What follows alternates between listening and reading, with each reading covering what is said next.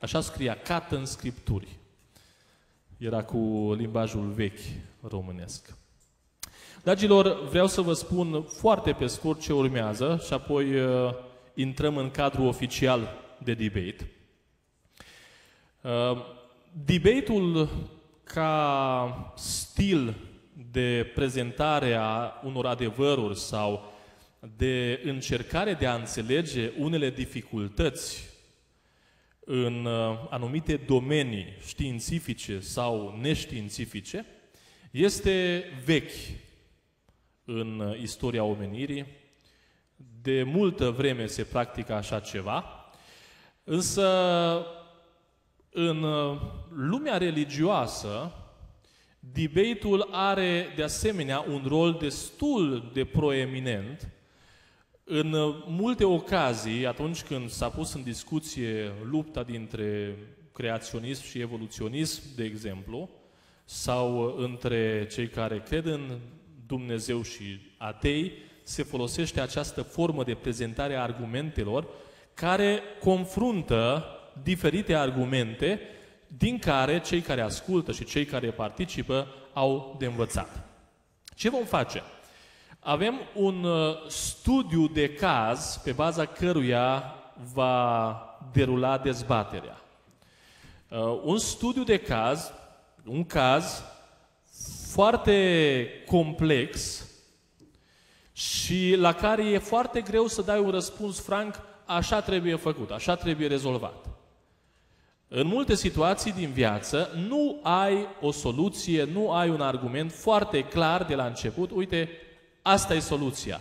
Trebuie să gândești, trebuie să pui și pe o față și pe cealaltă și asta vom încerca să facem în această dupămasă. Voi merge și eu la pupitru, sper să meargă microfoanele de la pupitru și apoi vom da drumul dezbaterii.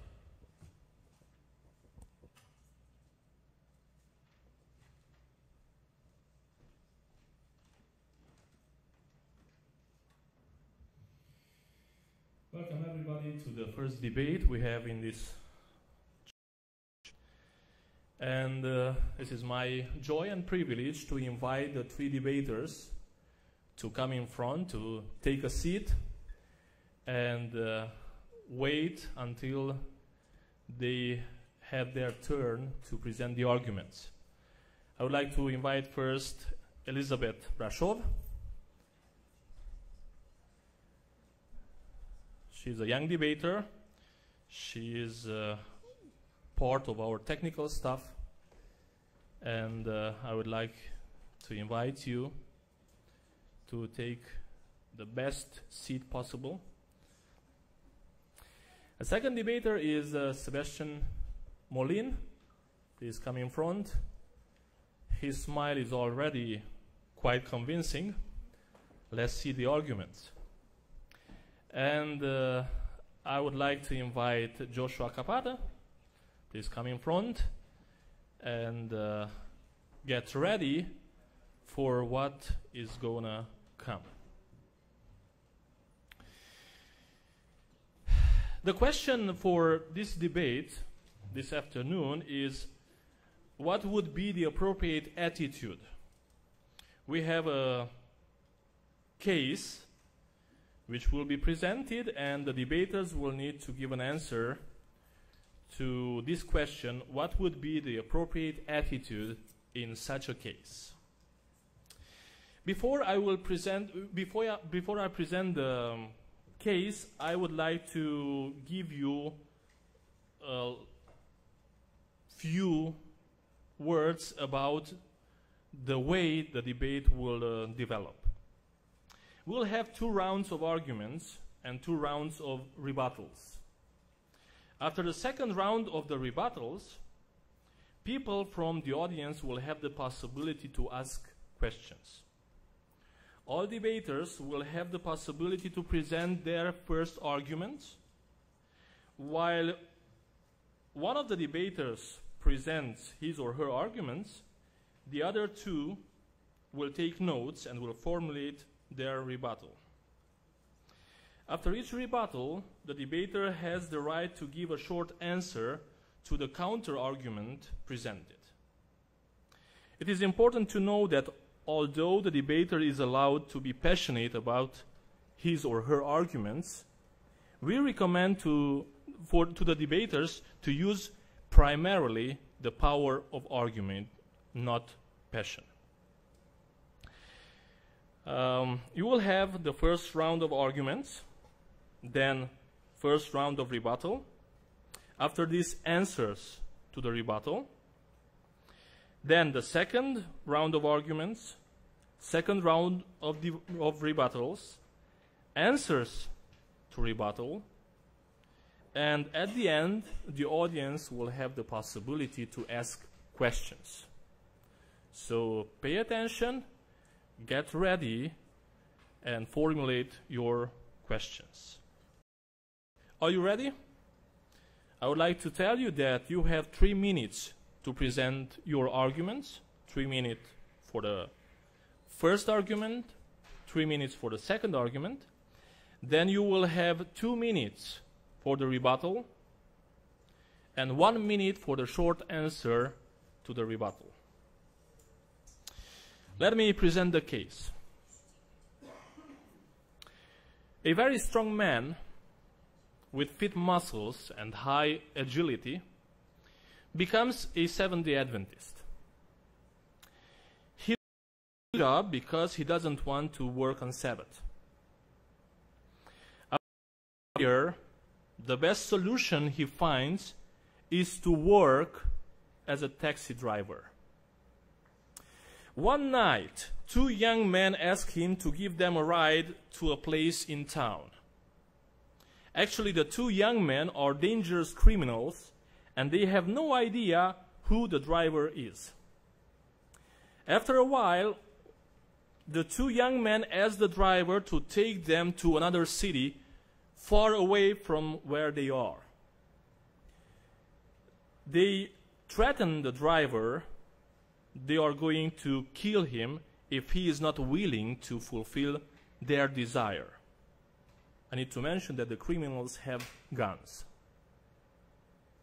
What should this Christian taxi driver do in this extremely difficult situation beside praying? I hope you paid attention. So we are ready now to take the first resolution. I have a PowerPoint with the resolutions there, and I would like to ask the technical department to put on the PowerPoint with the resolutions. Have you found it? Resolutions, yes. We go to first resolution. The one that will argue in favor of this resolution is our debater, Joshua Capata. And his resolution goes like this. He, which is a taxi driver, he should find the best moment to immobilize them, the criminals, even using his muscles if needed, and then call the police upon them. Are you ready? Prepare the timer, please.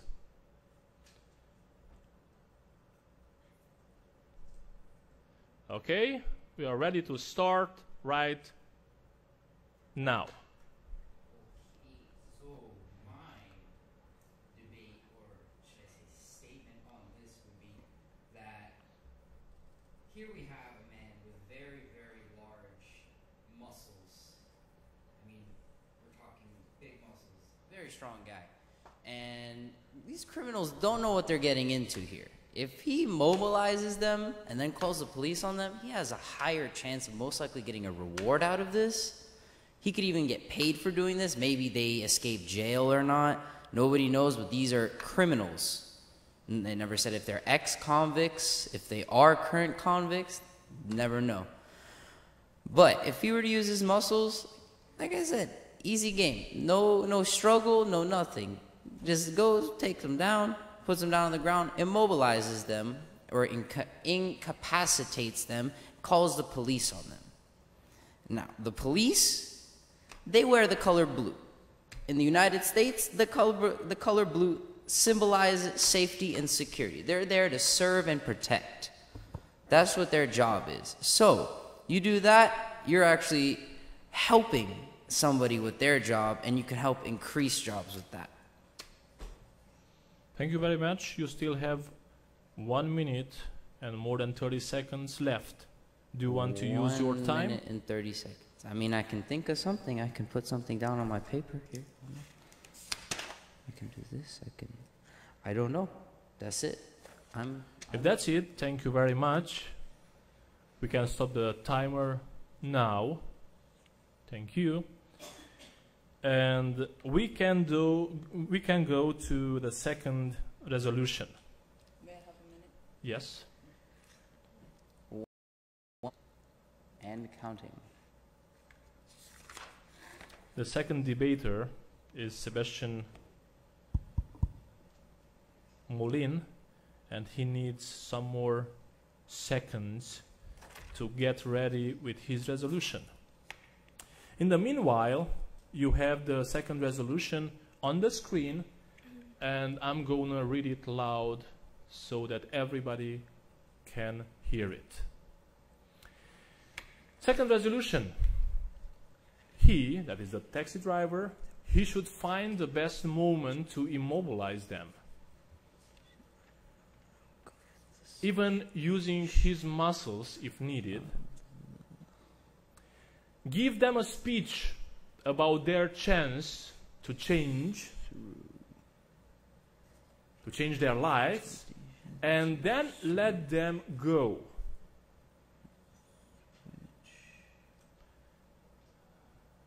Is our second debater ready? Yes. Thank you very much. Let's get the timer ready. Clear it. Yes. It's 3 minutes, and the 3 minutes will start right now. Okay, so my statement on this is they should immobilize the criminals and give them a speech about changing their lives and letting them go. First off, I want to start with the word morality. And morality is defined by dictionary.com as conformity to the rules of right conduct. My first statement on this is human nature and the reaction to criminal presence. Why I say this is because in human nature, the Bible says that human nature is sinful and unlawful, yet human nature also, as humans, that's the way God sees human nature, but the way we see human nature is that we have morals. And our human nature is created by God, and our morals are created by God. Therefore, we have specific reactions in different cases. In this case, the man is surrounded by 2 criminals who are threatening him. This man is fit, well-built, and it is most appropriate to infer that the reaction is that he will be able to stop them or immobilize them, because his human natural reaction of seeing something evil, he'll try to immobilize them. It says in Proverbs 25 verse 26, like a muddied spring or a polluted fountain is a righteous man who gives way before the wicked. This man is not only well built, but he is also a Seventh-day Adventist. So his goal, wouldn't his goal be to be a righteous man so defined? If he takes them to their destination, he is giving way before the criminals or the wicked people. Therefore, what does that make him in front of God, in front of like moral values? See, this is where the fact that he is well built comes in. He is well built, so he can stop them. He has morals, so he will try his best to stop them. So that's why I say he should immobilize them, because he doesn't want to do a wicked deed. He doesn't want to let them do the wicked deed. He wants to stop them. That's all. Very much. You still have 30 seconds left. If you don't want to use them, then we'll go further. Thank you. We are ready now to go to the third resolution on the case, and our third debater will be Elisa Brasov. And we have the resolution on the screen. I'm going to read it loud and nice so that everybody can listen to it. And I would suggest the other two debaters to take notes and get ready for the rebuttal. So the third resolution goes like this.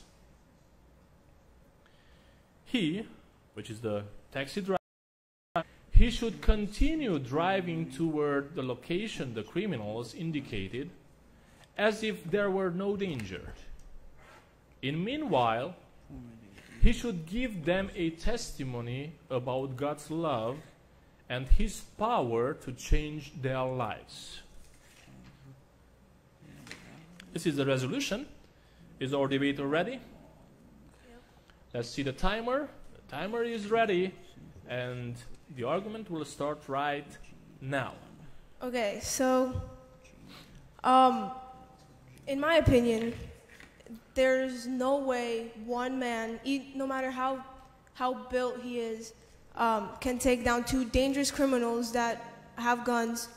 And from what I understood from the situation description, the Christian guy is driving, the taxi driver is driving. So it's hard for me to imagine someone that's driving to take down two criminals. Like, it just doesn't click. And I have a Bible verse for this. It says, "The Lord your God will fight for you. You need only to be still." Exodus 14:14. So, knowing that God will be with you, I don't see any way for you to just fight for yourself. If God is for you, who can be against you? Is that all? You still have 2 minutes almost left. Okay, if you don't need those seconds, then we'll stop here with the third argument. Thank you very much. We are now at the end of the first round of arguments, and we are facing the first round of rebuttals. To explain what the rebuttal is, it is to counteract or try to give an argument against the argument presented. So now we will give the possibility to those that participate in the debate to rebuttal the arguments presented by the others. Who wants to start among you? And whom are you rebuttaling? You want to start? You are fighting against whom? Against Joshua's argument. So we'll start with Joshua then, and we'll have Sebastian first with his rebuttal, and then Elisa. In each case, Joshua will have the possibility to give a short answer to the rebuttal presented. Agreed. Thank you. You have 2 minutes for the rebuttal and 1 minute for the answer. So let's have the timer ready with 2 minutes in order to take the first rebuttal. 2 minutes, not 3, 2. It's just 2 minutes. Can you fix that really quick? Tell them to click the back button, the back button. The back button. It's the back button. The back button? The back, there you go. Now just type in 200. 2. Good. That's perfect. Set. Okay, we are ready now to take the first rebuttal on Joshua's argument, which is the first argument presented. Audience and the ready? first rebuttaler will be Sebastian. We are ready to start right now. All right, so the first thing I just want to ask you one question. What did you say was the good outcome if the driver turns the people in? What does the driver get? Your good outcome would be most likely if they were wanted criminals against, which they most likely would be, otherwise they wouldn't be using a threat with a weapon which could actually get another 20 years. So they could possibly get a reward out of this. Okay, thank you. Well, here's the thing. I just want to ask, is that reward really important in front of God? Do you think that we as humans deserve a reward? Why are the other people better than you are if they turn them into the police? What is the good outcome if you get a reward and they go to jail again, they never get to hear about God, they die and they go to hell, and you didn't save their lives? Or, I guess, I don't know, what would be the good outcome if you get a reward out of this thing? Because you technically didn't save their lives. Now they're not going to be in heaven because they never got the chance. Well, that is a strong argument, but I'm gonna help present another argument against that one. If the police actually do arrest them and they do go and they do get convicted and everything else is continued through, police, they're also there to help reset the peace. If the peace is disturbed, in your case, you're a taxi driver, you're just trying to drive people, you quit your own job, you're trying to drive people from place to place, trying to get your ways through. Because you wanted to be a healthy Seventh-day Adventist and you wanted to be with God and you wanted to help praise Him. So, through that, help arresting them, you reset the peace and you can continue on through your life. If they chose to go against God and to go against you. It seems like your time is out already. Thank you.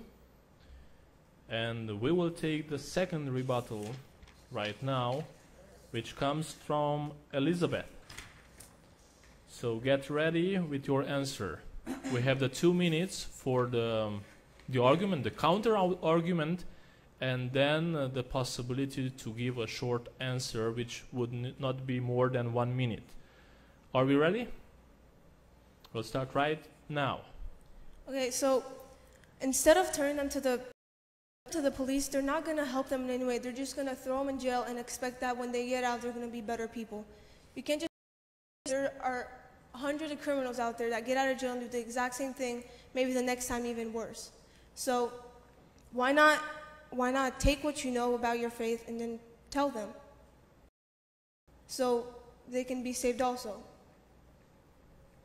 And it says in 1 Peter, always be prepared to give an answer to anyone who asks you to give a reason for the hope that you have. Okay, thank you. Do we have an answer for that? Well, you gave some interesting topics here. I'm going to have to think about this one a little. Well, he said she said there's no help if we put him back in jail. The expectations to come and do it again are very high. The same outcome are going to happen. You want them to be saved by God, and you did use 1 Peter. So, my saying to you is, when you are put into jail, I don't know how it works. I've never been to jail, but in jail, they seem to have their own ways in teachings. Because, I mean, I've seen on TV how they do it. They have classes, they have schooling for them. They still have the same opportunity. What it comes out to is, how do you look at that outcome as a person? And I'm hitting a topic that Sebastian talked about, morality. What kind of morality you have? If you're going to jail, you obviously did something wrong. Wouldn't your morality help change that situation? And next time you come out, you should be able to say, hey, this is wrong. I'm not going to ever do that again. Thank you very much. Do you have a continuation of your rebuttal? But he doesn't have time to answer anymore. So we'll stop here with that. Thank you very much. So now we had the first argument attacked by the other two debaters. They presented their rebuttal, and our first debater had the possibility to answer to those arguments. Who's the second? Ooh. Thank you very much. Pick me. Which argument are you addressing?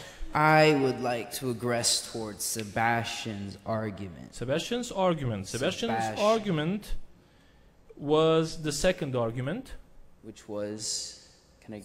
And Criminals and give a speech about changing their lives and letting them go. yes, it's pretty much about sermonizing to them and giving them a chance to change. Okay. Are we ready for the rebuttal? The timer is ready, so we'll start right now. Okay, Sebi, I have one question to ask you. When you give a speech to somebody, just anybody, just pick a random person, let's give them a speech. 95% of the time, I guarantee the person who you gave that speech to isn't gonna know half the stuff you said after you said the speech. Half of the information you put in front of them was completely gone. How are you gonna help instill that into their minds if they can't even remember after you told them? Here's the thing. I'm guessing you're in ROTC, right? Sometimes in a program at school or anywhere, let's say it's physical education, if you are a person who normally does bad things in school, the PE coach is going to give you a speech and come up to your face and yell at you what you did bad. He's probably going to spit in your face, and you're probably going to understand what you did bad and become like stressed out and scared, right? Well, in this case, these criminals are probably going to, wherever they're going, a faraway place to, again, do something evil. So if you're giving them a speech about them changing their lives, wouldn't it be moral that they, well, listen, I mean, you said that when people go to jail, they come out and it's moral. Like, their values change because of morality. Well, I'm saying it's the same exact thing. If you give them a speech about changing their lives and they actually change their lives, boom. And now your time is out. It's boom. Hold on. I got 15 very seconds. I got 15 seconds. Give me something here. Okay, say that happens and say you do get spit out in your face. How are you going to help that outcome? Thank And you. oh my goodness. The debater doesn't have 5 time seconds. to answer. I had 5 Yeah, you're seconds. gonna. Sorry. the I was time is going to answer his question. I had 5 seconds. I could have Yes. done it in 5 now, seconds. Now the They're gonna problem obey is, next time. The problem is the rule of the debate is when your time is out, But I had 5 seconds. it's out. You had seconds, but he doesn't have time to answer because he didn't only have had time to 1 answer. minute, and I followed the timer, and I noticed that his He time asked was me out. a question. I answered his question. Yes, that's right. That's right. He Now asked me. it's over. Let me tell you something, all the debaters. If you are not using your time at the beginning, when you formulate your argument against the other's argument, if you don't take your time then, you run the risk of losing your time, of wasting your time. Because he's going to answer, I'm going to let him 1 minute to answer to your reaction, and then you will speak in vain because nobody can answer to your But I wasn't argument. going to answer any questions. I was going to put a statement out. Thank you very much. We are now about to listen to the rebuttal that comes from Elizabeth against the argument presented by Sebastian. Is that right? Yes. The timer is on, and we are starting right now. Okay, you said that like in school when students receive speeches about like how they should behave better. How many kids have you seen to actually get changed by those speeches? Because I don't know like how it is Myself. at your school, but where I go, teens are very rebellious in a way, and so they don't really care about what is being said to them, and they don't care. They hate speeches, I think, more than anything. That's how I see it. See, but in the actual statement that we had to debate on, it didn't say the word teens, and it said criminals, young-aged criminals or something near to that. Did it say the word teen in it? It said young-aged. Yeah, that's not necessarily teen. That could be 20, 21, 18. It's still in that young area. So they're not going to have the same mindset as a person who is 13 or 12 in school, and he might respect authority. Yeah, but this is okay. You're talking to criminals that are on their way to commit a crime in a different city at nighttime. I don't think they really care about a speech that a taxi driver has to tell them. But aren't you doing the same thing? I'm not saying a speech. You're giving It's them a completely message different. about Christ. But what I'm saying is something that has the spirit of God in it. So do I. What you're saying is a speech, a motivational speech. A moral speech. A with motivational Bible verses speech. in it, and I'm trying to change their lives with biblical quotes. I am changing their lives by giving them a speech. I am also trying to change their lives and turning them toward God and toward not doing evil deeds. Because in my statement, I said, give them a speech about changing their lives and then letting them go. There's a bunch of speeches out there about changing your life. Thank you very much. You let her use her 2 seconds. That's not fair. That's voting in favor of other candidates. No. That is cheating. I'm counting the minutes, the seconds that the one that answers has. He only has 1 minute. Now, if you don't eat up your time at the beginning of your argument, let the person that answers your resolution, your argument, to talk. He will finish his 1 minute time. He will end up his answer, but you will stay with your arguments unpresented. That's how it works. I'm sorry for that, but it's just how it is. Okay. We are now ready to go for the third rebuttal, which is Sebastian and Joshua against the arguments of Elisa. Okay, you want... The third argument was, after a while, Can we have 3 minutes on this? the two young... Can we get 3 He minutes should on this? continue driving toward the location the criminals indicated, as if there were no danger. In meanwhile, he should give them a testimony about God's love and His power to change their lives.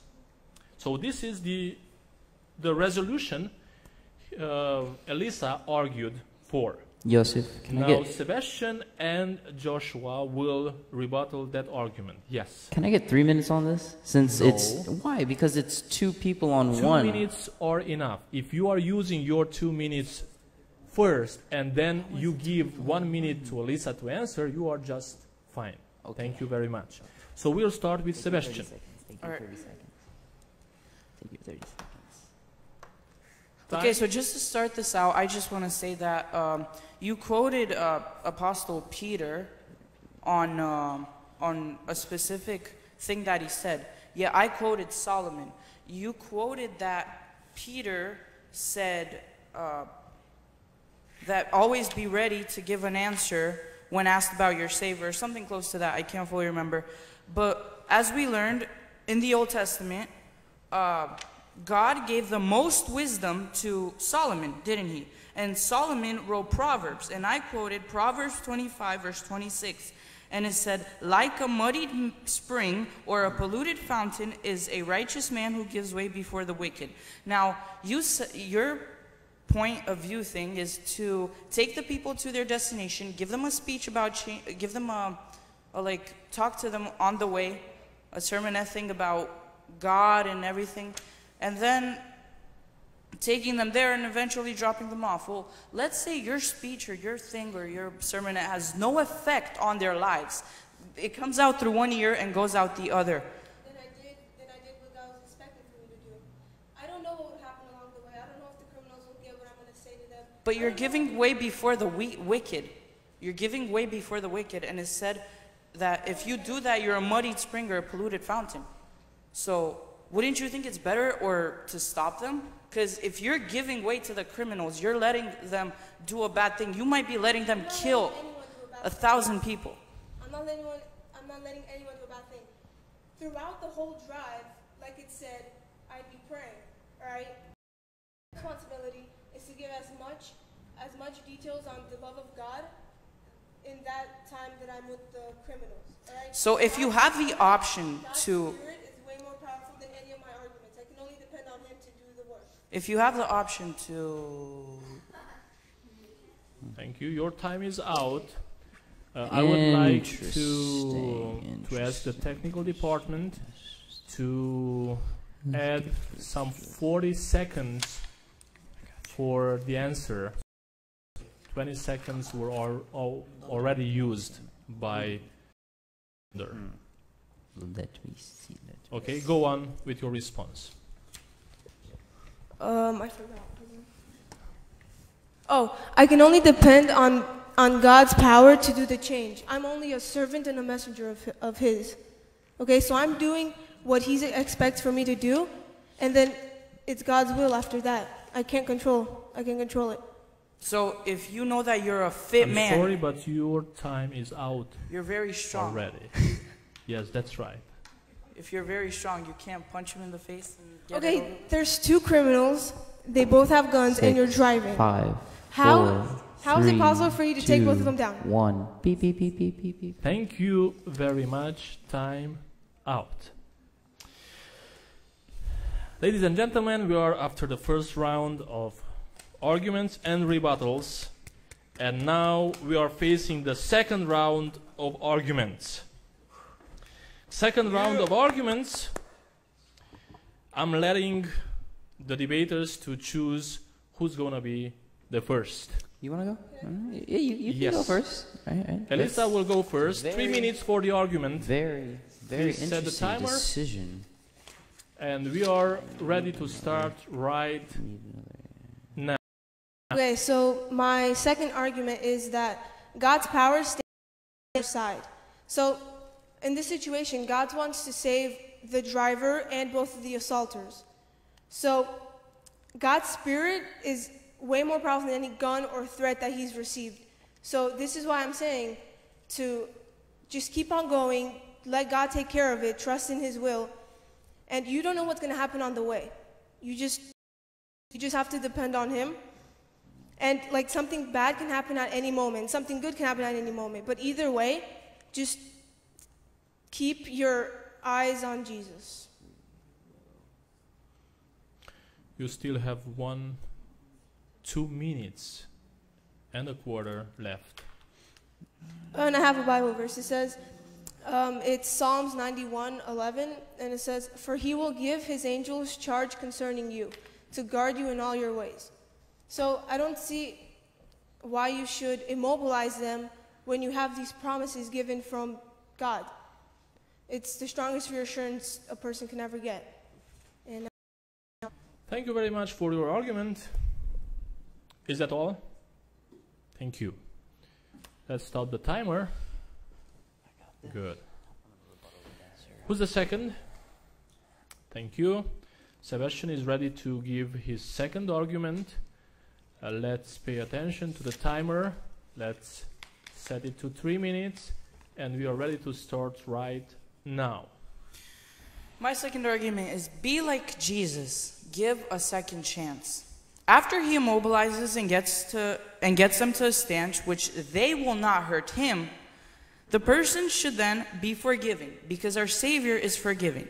As Paul states in 1 Corinthians 11, verse 1, "Be imitators of me as I am of Christ." And Daniel in 9:9, which says that our Lord is merciful and forgiving. So should He do the same towards the criminals. And Luke 13, verse 3, it says, "No, I tell you, but unless you repent, will you likewise perish." It is, and change their lives, which is repenting. It is His duty as a Seventh-day Adventist to bring people to God. He needs to give them a second chance because God has given him one as well.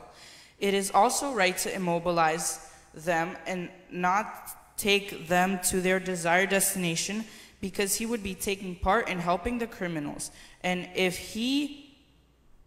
His talk to them on the way there has no effect on their lives, He has given way to the wicked and otherwise taken part in the crime.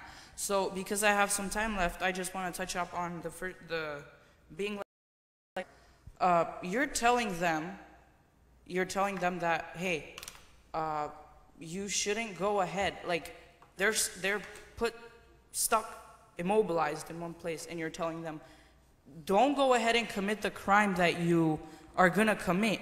in the place that you want me to take you. Because if you turn to God, if you turn to Jesus, you don't have to go through the thing of going to jail, of hiding from the police, of living in fear, of living in pain. All you have to do is pray and ask Him, God, forgive me of my past criminal records that I have, and help me from now on to live a better life, a new life. You could just ask God for forgiveness. So just give them a speech about changing their lives, and then once you're done with that, you have to make sure that they've changed their lives. And after you see that they're on the way to change their lives, let them go. Not take them to their destination and let them commit a crime. I mean, you could pretty well just drive up some weird place and leave them there in another part of the country. It's not that hard. And how will you do that? Like, some people will say that, oh, they have guns. Well, so what? You have muscles. Don't you hear some people say, ooh, I like those guns? If you have one here, one here, one here, and one here, that's like 5 or 6 guns. That's more than 2. I'm done. Thank you very much. And congratulations for using all your 3 minutes. And now, Goodness gracious. the other argument that comes from Joshua Capata. That's me. Are you ready? I was born ready to do this. Let's see. Let's get the Start timer the ready. time. And now we are ready to start. Okay, so, like you guys said, I mean, I'm going to brush up on what you said. You said some stuff on forgiveness, second chances. At least I put some stuff on Psalms, eyes on Jesus, God's power on the driver's side. I just want to show that when you start off, and this guy is working his job, obviously, and since his muscles are really big, everybody keeps quoting, and you keep in mind, bullets are made of metal. Metal tears through muscle. No matter how strong that bullet is going directly into you. We've all seen it on TV. Some guy gets shot, boom, he died. Goodness gracious, he's dead. That's it. There's no coming back. Your muscles aren't stopping that. When you say he has muscles, when you think of a muscular guy, what kind of guy do you think of? A short guy that's really, really toned and like muscle strong? No. You're thinking of a big like freight train guy that can like has to walk through doors sideways, like deadlifts like 1,000 pounds. Ridiculous. That's intimidation right there. If you have a gun and I see a big man in front of me, I don't care if I have a gun. This man is huge. This man, I guarantee these criminals had to look up to him saying, how tall are you? How much do you bench? How much do you squat? Like that, like intimidation comes into this key to the point where you're messing with their mind. And when you mess with their mind, they can't think straight. They don't want to go and they don't want to hurt you because they know what you can do to them. If you have the chance to do it, go ahead, immobilize them. Use that time and use that you placed due to your muscular size. Use it in your advantage. Take upon them and make the first move. Don't let them draw the gun on you. Take the gun away from the situation. What do you have? A weak, scrawny man versus a really big, strong man that now has a gun, most likely. So, what are we going to do now? You can call the police after this. Like I said, police symbolize safety and security. Who doesn't want to be safe and secure? Does anybody here want to roam the streets saying, oh, I'm not safe and secure? I am walking through the streets with my tail between my legs. No, I want to walk the streets freely, and I want to take and do as I please. I do not want to be intimidated by these foes, these enemies with these weak brains. They can't even function without their morality of doing something wrong because they're criminals, obviously. And that's all I have to say. Thank you very much. So we are at the end of the second round of arguments. I have a question for the audience. Did I skip one of the rebuttals? I have the feeling that I did, right? I have the feeling that Joshua didn't answer to Elisa's first argument. I object double because Sebastian rebutted against you. That's right. That's right. So it's my fault. And before we are taking the other round of rebuttals, I'm letting Josh rebuttal your first argument. Which, can you recap really fast what was the first argument? I got notes. I got You've notes. got notes. Okay. I got notes. Yes. Don't. I'm telling Okay. you. On the job notes works the best, guys. You can use their own words against Okay. them. Thank you. Do we have the timer ready? 2 minutes. 2 minutes. Yes. 2 minutes. Start right Start. now. Okay, so let me get this right. Your first rebuttal was on a message and sermonettes, and that's a pro there. I'm gonna give you some there. That's a pro. A con to a sermonette would be in and out, which is Wait, my first argument wasn't sermonettes. that was your first. My argument. first argument was there's no way one man, like logically, can take down two dangerous criminals for a various of reasons. Yeah, and you also employed a That was when I sermonette. was rebuttaling with him. That's a whole different thing. If one man can take down two guys, why would that need to be there? Because Why okay, would that need to logically, be? take down two criminals. When you're beating when you're beating one of them up, the other one's busy preparing. Why to would you either- just beat one up you when can't you can? fight two guys at the same time, especially when they're armed. Are you That's sure? not- I can I'm pull pretty it up on positive. YouTube, and I guarantee I can show you a guy So if you disarming were the- two if men you were within the a taxi second. Driver, you do that? You just stop randomly and just. Why would you let them get in your car? You Is the didn't real know question. okay, it says in the description of the situation that when they got in their car, they told you to drive to a place in town. Then they threatened you and told you to drive them somewhere more far away. You didn't know from the beginning that they were criminals, so you weren't prepared whatsoever. But they told you they have a gun. They You told you can that after step they out told of you the to- vehicle. You can step out of the vehicle. Hold on, I have to put some gas in. You can lock them in the car. What are they gonna do? Shoot their way out of a car? I guarantee you can't do that. You can't lock them in the car because the lock's on the inside. Keys. If you lock somebody on the inside with a pair of keys, you can't open the door, no matter if you unlock it, because it's a Every key car lock. you can open it from the inside. You can't You're on the inside. Thank you How are very you not much. gonna get- The argument or the argue is finished. So let's go now to the second round of rebuttals, and you will have 2 rebuttals for each of your arguments. Who wants to start? Sebastian, rebuttaling whom? Elisa. Okay, let's get ready with the 2-minute time limit. So Sebastian arguing against Elisa's second argument. We'll start right now.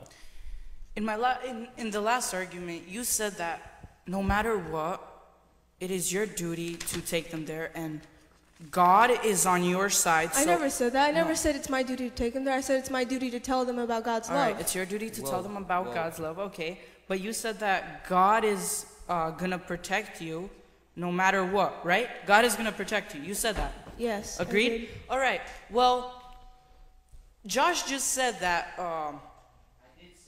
He did say, whoa, and he did say that that two people that, and just, it never said that the people actually showed them his guns, did he? It said they threatened to have guns. Yes.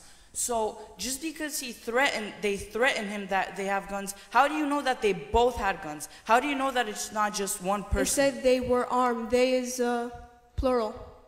Still. But still, it said they were threatened. armed. No, it said they threatened. No, it was in a parentheses and it said the criminals are armed, or it said something But of it that said nature. threatening. Okay, so And then let it me said just tell you, if God is on your side, right?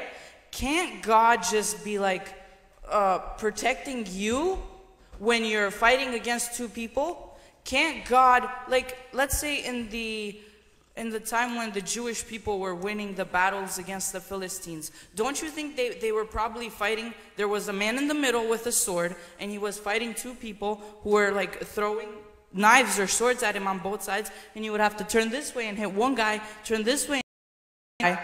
Don't you think that God could protect you, fight both of them? First of all, that was older times when people, all they could do was fight in war. Second of all, God could protect you when you're fighting another person if he was for violence, but God is for love. He's not for violence. Okay, thank you. Time is out for the rebuttal, but we'll still have time left for the answer. So please give Elisa some 20 more seconds. 20 more seconds for Elisa. Are we ready? 20 seconds. Okay. Okay, go on your answer. Okay, I was going to say that God was never for violence. So if you're going out and doing a violent act to protect yourself, then in my opinion, that's not something he should help you with. Okay? You're trying to defend yourself with your muscles and you're expecting God to help you hurt those other people. Time's up. Thank you. That was a good question. What question? The last question you asked. Is it? Yeah, it is. Okay, let's go forward and let's take the two rebuttals. Can I rebuttal against Elisa? Against Elisa. You're bombarding Elisa. Okay. 2 minutes for Joshua. I want to see. Okay, and we are ready to start right now. Okay, let's see this. Hey, I just want to point out that what you just said, God was not with violence, is preposterous. I can give instances where God used violence, but not as violence toward people, but as violence toward protection of his sanctuary. So if Jesus was a driver, he would try to mobilize them with his muscles? Hold on. You're using two different people now. Jesus and God. Jesus is the Son of God. You cannot reference Jesus as God. Don't they have the same... Okay, if you can... Audience. Audience. You will have questions later. You're using my time. Jesus is not God. God is God, and Jesus is the Son of God. God has destroyed many cities, but God is love. Now I have a question for you. If God is love, why would he not help protect his sanctuary against two evil people? Okay, maybe that was a trial. Maybe the driver needed that in his life to get more reassurance on God. You don't know that? Okay, so it's a trial. I mean, God has given me many trials also in my life. That's nice. I mean, it's a trial, but like, you got 30 seconds on the clock here. Come on. Give me an answer. Give me a better answer. You gave me such a simplistic answer. How is that a simplistic answer? It's so simple. Oh, it's a trial. I would suggest let's get rid of passion and use arguments. Okay? Yes, I'm going to use arguments, but there's only 10 seconds left on the clock, so we're good. You don't know what's going to come in your life. Some people wonder, why would he get this disease or that disease or whatever, okay? You can't expect only good things. It's a disease. Thank you. Now, honestly, we should give some more time to Elisa to answer because she didn't have time to answer the questions. Let's give her some 30 more seconds. Ridiculous. To answer. No, it's not. She had plenty of time. She didn't want to use it. Please. Just go. That's not right. That's favor of another candidate. So 30 seconds for Elisa to answer. To continue on your answer. Okay. So repeat your statement before our rebuttal. This is your answer. I don't have to tell you anything. Oh yeah. Anywho, you said that why would the driver have to go through that, right? Through the whole criminal thing? You can't control what comes in your life and what doesn't. Okay, it's only what God wants for you. So it's not like, oh, today I think I'm gonna hang with some criminals. Thank you very much. And we have the final rebuttal, which goes against the arguments of Joshua. I would suggest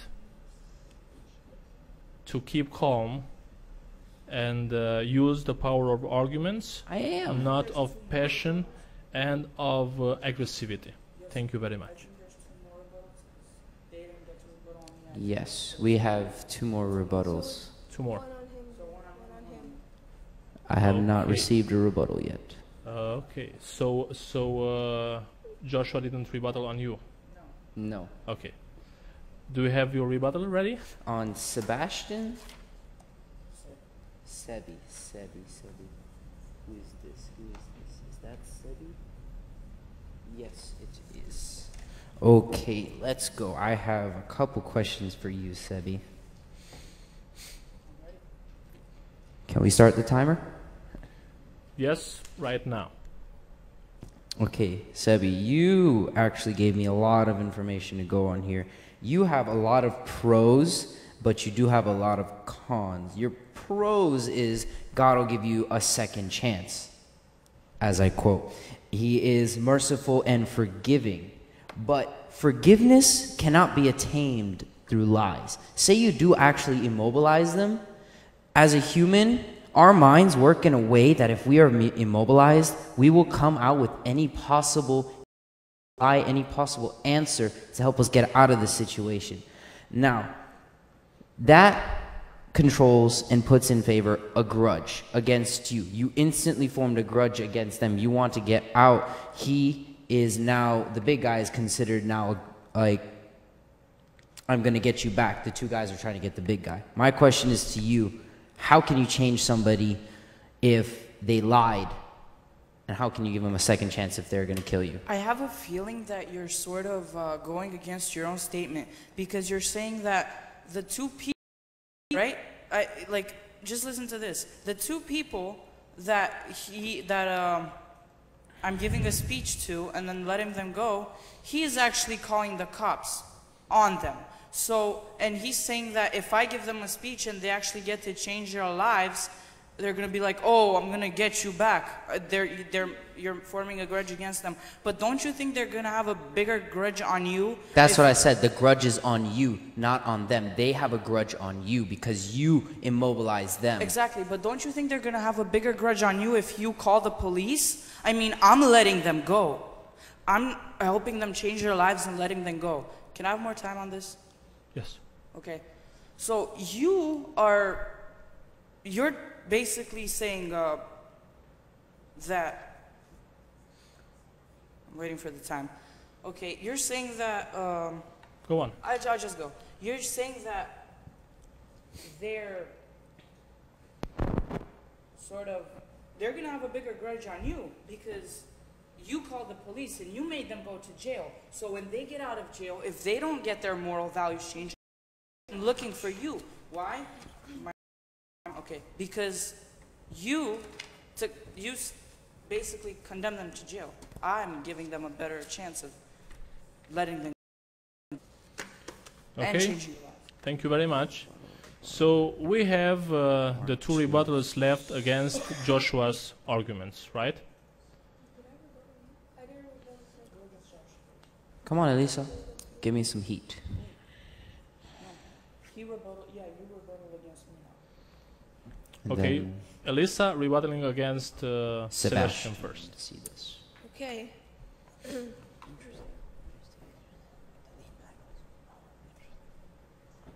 Okay, so you said that a good option would be to go in a different direction, right? Yeah. Okay. Don't you think that the criminals will realize you going into a different direction or taking them to a different place? Don't you think they'll do But something I said about a it? different direction in rebuttal to your thing. I didn't say a different direction in my statement. So you have to find something in my statement. What was your statement? My statement was being like Jesus and giving them a second chance to change their lives and then letting them go. Oh, but you're not letting them go, you're making them go. No, I'm letting them go. But you don't know if your message will actually work. You know if your message will actually I'm not trying to immobilize them. I can only go by But you trust. didn't ask me why I'm immobilizing. You're talking to me about... I'm asking you, can you immobilize them? Yes. How would you immobilize? All right, you're in the driver's seat. How would you immobilize the criminals? Give me Just step by remember, step. he has really good agility.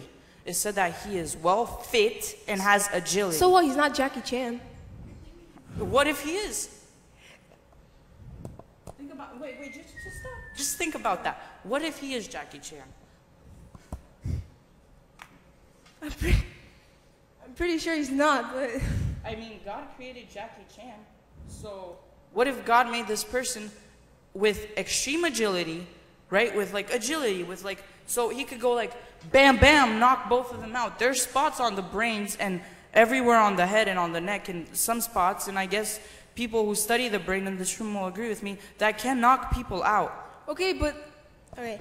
Did it say anywhere in the description of the situation that he knows where these are? He just says he's a big guy with some sort of agility that's driving a car at night with two people that have guns in the car.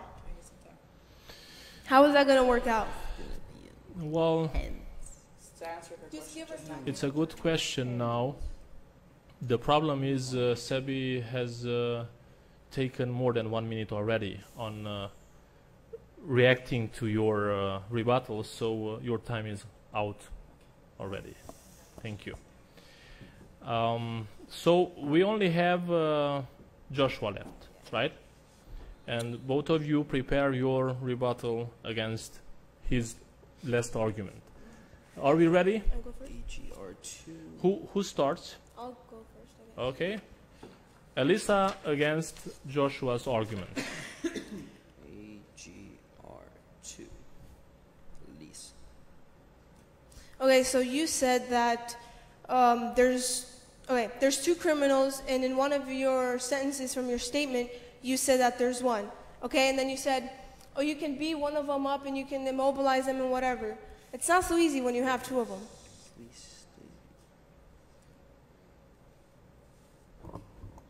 Okay. So, I will quote, I do say, you said our guy is not Jackie Chan, but Sebi said, what if he was? Like Sebi also said, he has extreme agility. He has some form of agility. He is fit. And if he is as large as we say he is, as we think he should be, then there should be no problem with two people. When you have a large person with that muscle mass to them, if you hit them, it's gonna hurt you. It's not gonna hurt them. Okay, but nowhere in the description did it say how big the criminals actually were. We It don't actually- know if they're scrawny or if they're big or if they're fat or if they're. We don't know that. Okay. But we so do. maybe the criminals are the exact same size of the driver. What do you do then? But wait. On our subject statement that he said, that we read, the criminals are smaller. It's clearly stated. Where? Clearly stated. They're young criminals. I have not seen like an 18-year-old kid that has to walk through a door sideways. You don't know he's 18. They just said it's young. As I Sebi do said quote. earlier- You as said Sebi it was said 18 earlier, or 21. Sebi said Or you earlier he was said. guessing. He said we don't know if they're teens. After what I said about teens getting the motivational. Said Yeah, that we they don't knew. know how old they are. Young could be 30 for all we know. It also said in the statement that the guy was obviously larger, way It larger. did not say that in the statement. We can bring up the statement. It didn't say Bring that. it up. Okay, if you have a last sentence on the topic, you go ahead. Can I just bring up the statement real quick so I can read it to her? Just the statement to read it. You go ahead with your words. Yosef, can you please read the statement? Her statement, No, the Did it say statement anywhere? on the paragraph. the whole statement. Well, just the part where it states. A very strong man with fit muscles and high agility becomes a Seventh-day Adventist. He loses his job because he doesn't want to work on Saturdays. After much prayer, The best solution he finds is to work as a taxi driver. No, the part where it describes the criminals. Actually, the two young men are dangerous criminals and they have no idea who he is. Stating that they have no idea who the driver is. Their size is obviously going to be smaller than what the driver know? has. How do you know? Jackie Chan. Okay, thank you very much. Time is out. And I think it's the last rebuttal of Sebastian against Joshua. Or did you rebuttal against him? Sebastian. No. Okay. Let us go. Let us go. Let us go. Okay, you can start. Start? Yes. You could start. Okay. So, Josh, I want to ask you a question. Exactly. You also wanted to, and you were sort of, just in your third speech, you were sort of agreeing with Elisa when you said that, I'm not saying that you were understanding, but I didn't understand that part. You said that, first of all, they're like bullets are made of metal, and metal can tear through muscle. Can you just really quickly, because I don't want to, can you explain to me why you said that? And then you said that one person can take out two people really quickly. You switch sides really fast. How was that possible? Well, when you have bullets, like I said, bullets are made of metal, or lead and copper to be more exact. Lead and copper obviously goes through a human. But if you can take away the advantage because of his size and his agility, if you can take the advantage away from the criminals of even having, we don't even know, like you said, they don't even have a gun. It's a threat that they do. I understand. All right, but then you said that if the police come, you're doing a good thing by calling. Police are going to come because you don't want these quote unquote criminals who have weak brains. That's my part where I'm asking you, weak brains. But in God's eyes, aren't we all the same? So if the criminals have weak brains, they're humans too. In God's eyes, don't criminals and we have the same equal brains because we're all equal to God? Take that into consideration. One quick thing. Yes, they are criminals. They already had a second chance. Like I said, I will quote, you said, why not give them a second chance and let them free? They already had their second chance. When? Go on your answer. They already had their second chance because otherwise they wouldn't be classified as criminals. They would be classified as normal, everyday people. How do you know they're criminals? Because they've obviously been to jail before and they're going to commit the same act again. They're criminals. They already had their second chance to straighten up, and now they're doing the wrong again. How can you not call the police on them if they're doing wrong again? Thank you very much. We are close to the end line of this debate. I'm addressing the audience, and I want to ask you if you have questions or observations on the statements made by the debaters. We have a microphone here in front. If you want to ask something or to make an observation, it's your time. Nobody? Anybody? Dual responses, like. Can we continue with our debate? Like what? No? You got a question? Oh, you have a question? Yes. You right there in the black and the white. Okay.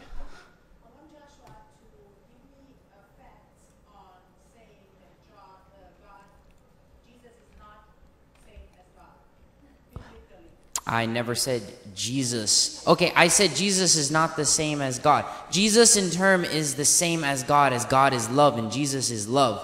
But Jesus is the Son of God. Jesus is not God. No, listen, let me ask you a question, Mom. When Jesus came to this earth, he came as God or as the Son of God? Did he come to this earth as God himself in human form, or did he come to this earth as God had a son of God? He's the Son of God. He is still God, but he is the Son of God. God is three people. The Son, the Father, and the Holy Ghost. He is still God.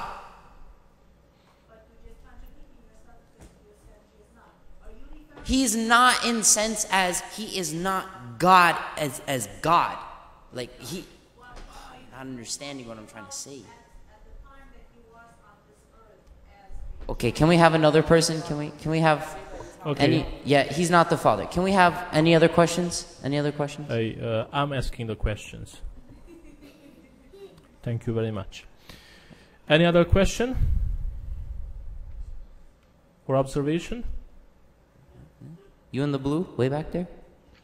Any? No? No, behind you, way back there. The last Okay. one. Nothing to you? Nothing? If no question, if there's no question, You have a question, I would Dad? like to wrap it up and let me make a few considerations about what we had here. And because I want everybody to understand, I'm going to go in Romanian with this last part. I want to thank you for your participation and your insight, your input in this debate.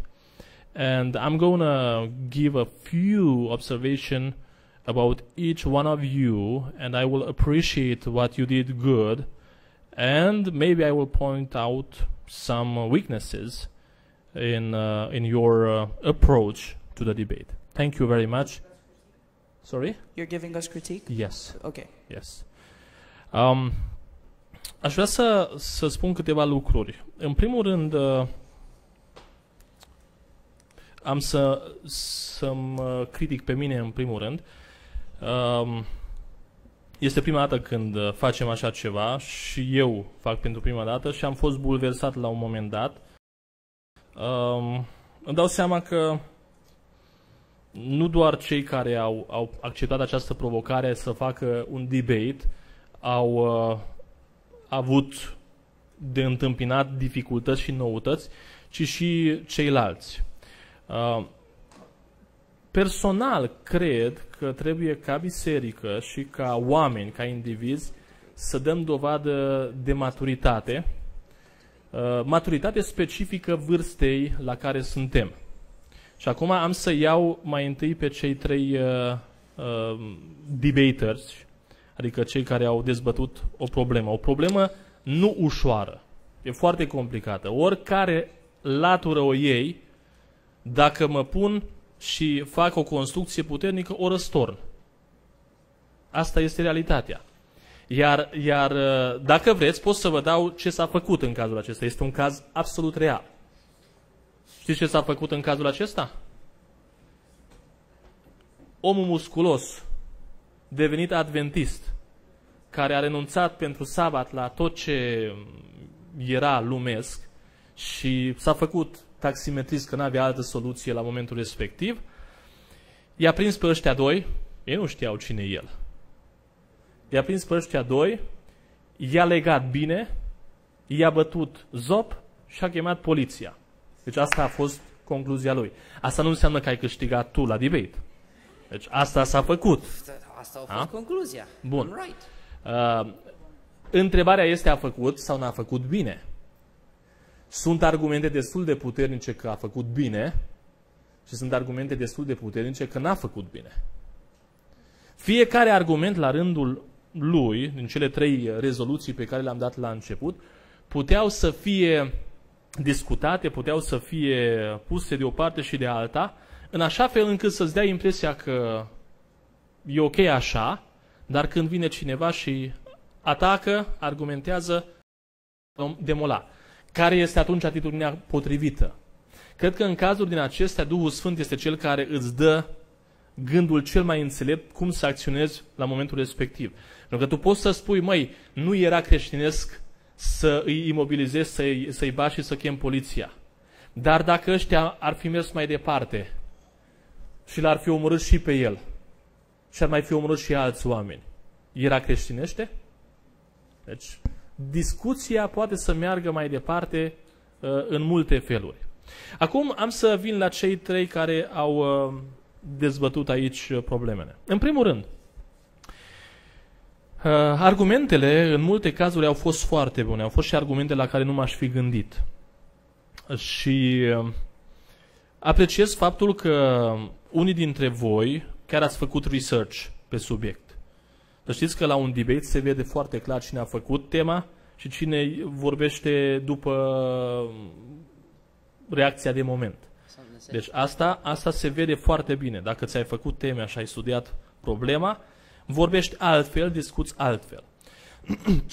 Ceea ce nu mi-a plăcut la acest debate a fost faptul că v-ați prins într-un joc al argumentului non-verbal, uneori al vociferării, și v-ați aprins prea multă pasiune. La debate, cel mai bine este să fii calm, să folosești cele mai înțelepte idei, să le pui frumos la rând și să folosești forța argumentelor, nu o altă forță, forța vocii, a puterii de a vocifera sau a încuierii celuilalt, nu prin argument, ci prin a-i tăia celuilalt posibilitatea de a răspunde. Cred că aici trebuie învățat că, în primul rând, în viață, faptul că strigi mai tare nu înseamnă că ești mai bun. Nu înseamnă că te pricepi mai bine. Sunt situații, adesea în viață se întâmplă ca cel care strigă mai tare să aibă dreptate. Dar atunci când reduci viața la esență, nu e așa. Argumentul trebuie folosit, dacă înțelege, e bine. Tu nu lupți împotriva celuilalt, tu lupți împotriva unor argumente. Dacă te aprinzi împotriva celuilalt, pierzi mult pe planul tău de atac și de apărare. Luând la rând, am să iau cu Elisa. Elisa a folosit foarte bine argumentele biblice și pot să spun că unele argumente chiar stau în picioare. Argumentul credinței, argumentul încrederii în Dumnezeu este unul puternic. Întrebarea este dacă Dumnezeu trebuie cumva pus la încercare în sensul acesta să te expui pericolului când poți să le eviți. Aici este vulnerabilitatea argumentației de acolo. Adică dacă poți evita confruntarea directă, te folosești de această posibilitate sau mergi înainte că Domnul e cu mine. Cum faci? Întrebare bună, nu? Chiar și pentru cei cu ani mulți de credință în spate. Ce fac într-un asemenea caz? Argumentele au fost prezentate frumos. Mi-a plăcut că ai făcut și tema și ciorna și tot ce a trebuit. Da, se poate merge și ai limbaj potrivit. Uneori te-ai aprins prea tare. Și ceea ce am observat este că te-ai lăsat furată de anturaj. Adică tu nu singură, dar dacă cineva se rățuiește cu tine, tu sari înapoi. Which is debatable. Ok, Sebastian. Din punctul meu de vedere, cel mai bine pregătit cu argumente a fost Sebi. El a argumentat și într-o parte și în cealaltă. Probabil cel mai puțin pasional, deși și el a avut pasiune, dar n-am observat atât de mult agresivitate. E una să fii pasional, adică să fii în tema respectivă, însă agresivitatea a fost mai puțină. Nu. Deci eu cred că la debate nu e nevoie de agresivitate, deși uneori la debate-uri de înaltă ținută, oamenii devin obraznici, which is bad. Deci nu cred că e corect să lupți cu sarcasm, cu obrăznicie sau cu cuvinte care nu sunt potrivite în contextul respectiv. Joshua, argumentele tale în multe situații sunt foarte bune. Argumentul teologic pe care l-ai folosit cu Dumnezeu, cu Domnul Iisus Hristos, a fost unul foarte slab. Ai enunțat ceva și nici tu n-ai crezut, dar de dragul argumentului l-ai folosit. Apoi când ai fost contracarat de mama ta, ai încercat să explici ceva care ar fi mers într-un anumit context dacă ar fi fost spus așa. Dar și tu și cu mine știm ce înseamnă Dumnezeu în context biblic, sigur, cu limitele de rigoare, și știm și ce înseamnă Domnul Iisus Hristos în contextul dumnezeirii. Că a fost pe pământ, că a fost în cer, asta e o altă problemă. Tu n-ai discutat în debate treaba asta. Tu ai făcut niște enunțuri pe care nu le-ai putut susține până la capăt. Pentru că ți-ai dat seama la un moment dat, dacă susțin până la capăt, that's heresy și nu are rost să merg pe linia asta. Cred că abilitatea de a folosi argumentele o ai. Ceea ce însă trebuie să înveți este no aggressivity. Adică folosești argumentele, vorbești, dacă e nevoie, contraargumentezi, dar nu agresiv. Doar vreau să spun ceva. Da. There is, you're right in a sense as in why I shouldn't be aggressive, but in a sense that is in a debate doesn't work one way. As we all know, a debate works as in the favor of each individual person. And everybody has their own style of debating. Mine is more aggressive, Sebastian is more conservative, Elisa is more on the topic. Everybody has their own views. Yes. And you are right in the sense of, on a why term, I should be less aggressive and more on a topic. Yes, I agree as far as temperament is concerned. But anyway, I would suggest that in a debate, you shouldn't use aggressivity as a compelling, a convincing force. No, you should use the power of arguments. That's what wins or loses the debate. That's my stand on it. Ok, ceea ce aș vrea să vă mai spun tuturor celor trei este că e foarte important într-o situație din asta să ai time management. Care a fost ideea? În mod normal, după ce ai dat argumentul tău și ai posibilitatea să rebuttal, tu îți formulezi argumentul, ai timp să-ți formulezi argumentul, de aia tu ai 2 minute. Dacă tu intri în conversație cu adversarul ideologic, tu pierzi minute acolo. Tu pierzi minute prețioase pe care le-ai fi putut folosi să construiești argumentația, să mergi spre o anumită țintă și să-l pui pe celălalt care răspunde la argumentul tău în situația în care să nu prea aibă ce să mai răspundă. Tu să-i epuizezi posibilitățile. Ceea ce ați făcut voi în cele mai multe cazuri este că ați intrat în dialog în primele 30 de secunde cu celălalt. Și de acolo ați pierdut. Ați pierdut pentru că n-ați mai avut posibilitatea să construiți un edificiu, to build up the whole idea in a way that the other, the one that gives the response, the answer, couldn't have the possibility to say what? Because I said everything. That's the idea. Să-l pui în așa fel la colț, într-un anume sens, încât el să nu prea mai aibă alte posibilități prea multe.